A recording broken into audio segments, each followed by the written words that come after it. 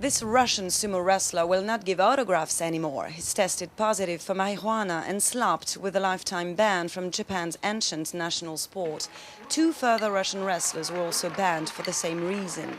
This is the latest scandal to rock the sumo world. Last year, a 17-year-old apprentice who wanted to quit was beaten to death by his trainer and fellow wrestlers. His dead body was covered with bruises and burns. There were cuts on his head.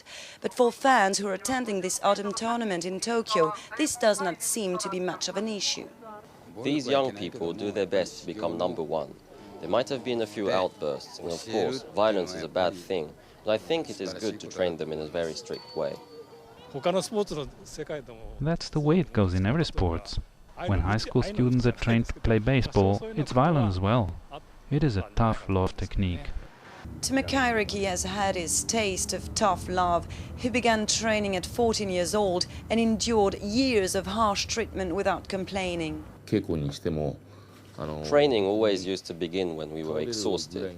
Trainers used to pull us by our hair in order to make us stand. And if we opened our mouths, they would fill them with salt or sand, saying it was useless to complain. That was our routine. Tamakairiki is now free to talk because he is retired. A sumo wrestler does not protest but endures such sufferings in order to become stronger.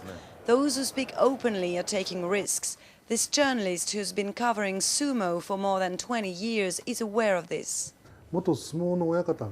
One day, a trainer wrote a book to explain how he had been involved in rigged competitions. He was about to give a press conference to foreign journalists, but he was found dead. On the same day, one of his seated witnesses was found dead as well, from the same cause. The story was never mentioned again. Those who are in charge of the media have close ties with the National Sumo Association's leaders. Yorisama Takeda is now involved in legal proceedings with the Japan Sumo Association.